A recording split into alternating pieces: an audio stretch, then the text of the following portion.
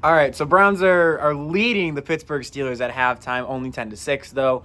So my thoughts on this on the first half here is the Browns dominated the first half, but they're only winning by 4, which is extremely concerning, especially for the second half. You know, the Steelers are really good at making adjustments at halftime.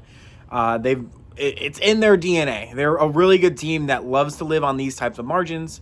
You know, I've been talking about this all season. The Browns ideally wanted to do kind of what the Steelers are doing. The Steelers obviously are in shape to win the AFC North. With a win today, they do clinch the division. But if they do lose to the Browns, that means next week the Ravens and the Steelers, the winner of that game will be the AFC North champions. And I believe the loser is actually eliminated. If not, they'll be a wild card team. I think it depends what like the Texans and everybody else kind of does there. But I don't know. I think more than likely if whoever loses the game, if the Steelers do lose to the Browns tonight or today, the loser of that game is eliminated. I'm pretty sure. But there might be some other things like if this team loses, then this, and like, you know, all that kind of thing. But it's weird for me to look at this game and look at the Steelers' offense, an offense that has been it's been pretty good for the past few weeks, and they're so scared of Myles Garrett breaking the sack record, which honestly, this is why all the Browns fans right now are watching this game, is to see Myles Garrett break the sack record. And if he doesn't do it this week, he'll do it against Cincinnati. Cincinnati has never been really good about, you know, limiting Myles Garrett, but the Pittsburgh Steelers have been up until, you know, last year when Myles did have the game where he had like I think 3 or 4 sacks in Cleveland last year in the snow game, and TJ Watt did absolutely nothing. Now, of course, TJ Watt is out for probably the rest of the season. Maybe he gets back for playoffs if the Steelers do make it. But unfortunately, he is injured. No one really wants to see that. But it is mind-numbing for Mike Tomlin to, you know, their offense is so basic and vanilla, and it's just their one goal. It's not even to win this game. It is to make sure Myles Garrett does not get a sack against Aaron Rodgers. Only because A, Myles Garrett is obviously trying to break the sack record, but B, Myles Garrett has never sacked Aaron Rodgers in his career. And Aaron Rodgers has been really good about, you know, if Myles is right there, he just flips the ball off to the tight end or running back that's right in the backfield there. And they've had safety cords that they can pull if Garrett is getting there. And Alex Wright almost had a sack too, but not Garrett, but Rodgers was able to throw the ball, and then they lost 4 yards on that play instead of it being a sack, and it ended up being a 4-yard tackle for loss. But what concerns me about this is that the Steelers are playing this bad on offense. Of course, not the 2-minute drive because the Steelers had to push the ball down the field, and they had success doing that. And that's what's concerning, is the Browns are playing this offense that is so bad in the Pittsburgh Steelers offense, and we only have 10 points. And it was a 10-0 lead. The Browns got the opening drive field goal, and then they had the 25 to 30-yard touchdown pass to Harold Fainin, and now Fain is out with a groin/hamstring injury for the rest of the game. So that's basically our entire offense is gone in the passing game. Quinshon Judkins broke his leg last week, so he's out for the rest of the season. So that's our entire offense in the running game. And Shedeur Sanders almost threw not 1 but 2 pick sixes. Of course, Jack Sawyer did get the first one. As an Ohio State fan, that makes me happy to see Jack Sawyer succeed in the NFL. As a Browns fan, that kind of sucks. He did do a little OH celebration in the end zone, which I thought was kind of cool. But back to being a Browns fan, Shedeur Sanders has got to get that. And if Sanders does not win this game, he's not beating Cincinnati next week. And if he doesn't beat any Pittsburgh or Cincinnati, why shouldn't the Browns draft a quarterback? Shador Sanders, since he has started, has led the NFL in interceptions. Now, some of that has been his fault. Some of that has not been his fault.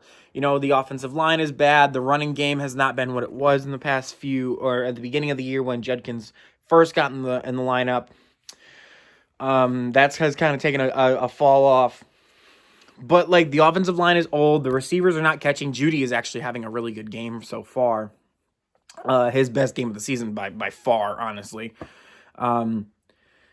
It's disappointing, Everyone sees the good in Shador Sanders, but they never see the bad.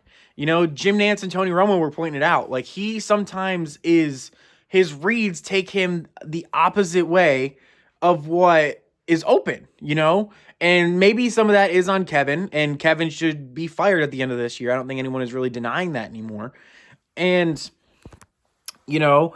and Tommy Reese, who probably will not be on the staff next year if Kevin is fired. And, but some of this has got to be Sanders. You see the coverage, you got to recognize where the soft spots are going to be. And if your receiver is there, hit your receiver. There was the Bills game when Shador almost had the safety and had a 25-yard sack. There was a dump off right there to a Bond, and it was a 3rd and 15, so you weren't going to get the first down, but at least it wasn't a sack. And, they were showing that in the broadcast too. And it's stuff like that where I see the flashes in Shador Sanders, but I also see the things where he's going back to Colorado Shador Sanders, who was winless against ranked teams, never won a postseason game, all that kind of thing. And yes, he has shown flashes, but I don't know if he's a quarterback that's going to be able to take a team to the Super Bowl. Is he going to be like a Daniel Jones type quarterback? Maybe that's his ceiling. But the Browns want to win a Super Bowl. And if Fernando Mendoza or Dante Moore, if Dante Moore does come out, it's looking more and more likely that he does come out this year.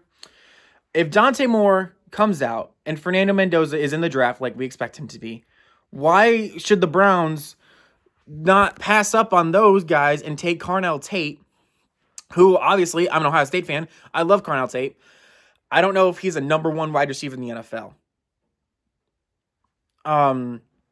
Which is what the Browns need. They need, a DK Metcalf if we're gonna do that. Jeremiah Smith, that type of guy. They need a number 1 wide receiver that they can go to. They have the tight ends in Harold Fannin. They're probably gonna let Njoku walk at the end of this year. They're going to rebuild that offensive line, which is going to take a few years, but that's okay because this Browns team is very young. They have the defense all suited out. The veterans on this team are probably not going anywhere. They still have rookies that are really, really good that are going to be on rookie contracts for the foreseeable future right now. And these next 2 years are going to be the Browns' best chance financially, because not next year, but the year after that, they will get off of the Deshaun Watson contract. Maybe even next year they release Deshaun Watson because of, him not being able to play. But you never know with this kind of thing. And if the Browns do draft Fernando Mendoza, Shador Sanders is not going to play. Maybe he is the bridge quarterback, introducing Mendoza or Moore. Moore could also be a possibility too. I prefer Mendoza.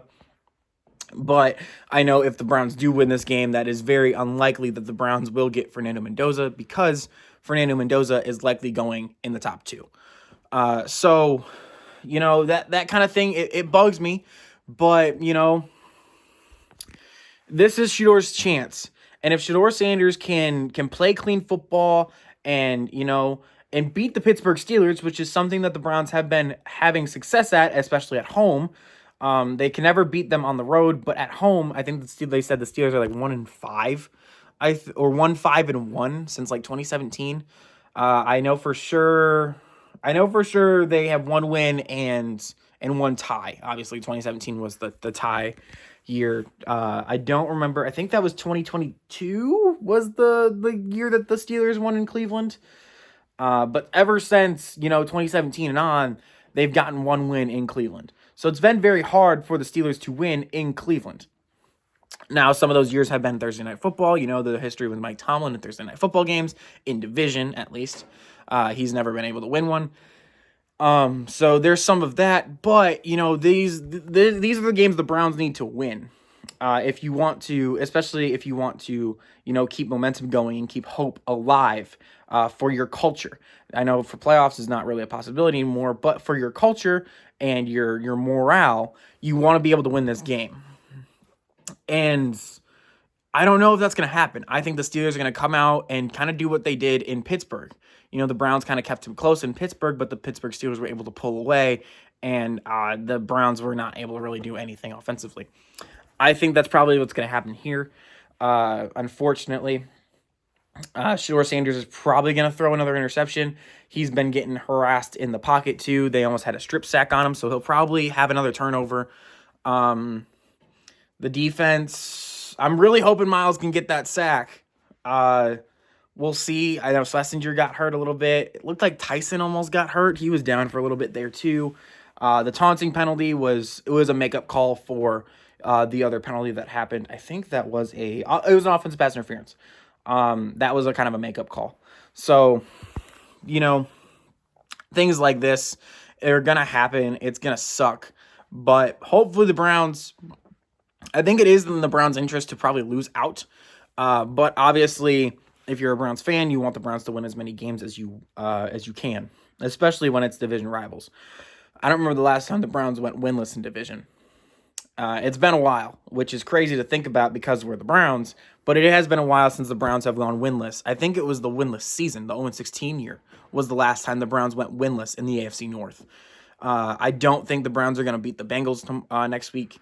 So this is their best shot if they want to get a win against an AFC North opponent, especially because it's at home. But we will see. I will be back for post-game as well. Hopefully the Browns get a win. If they do lose, I'm not going to be that tore up about it. Like I said, I think it is in the best interest for the Browns to lose out. So, you know, we'll see you then. Go Dogs.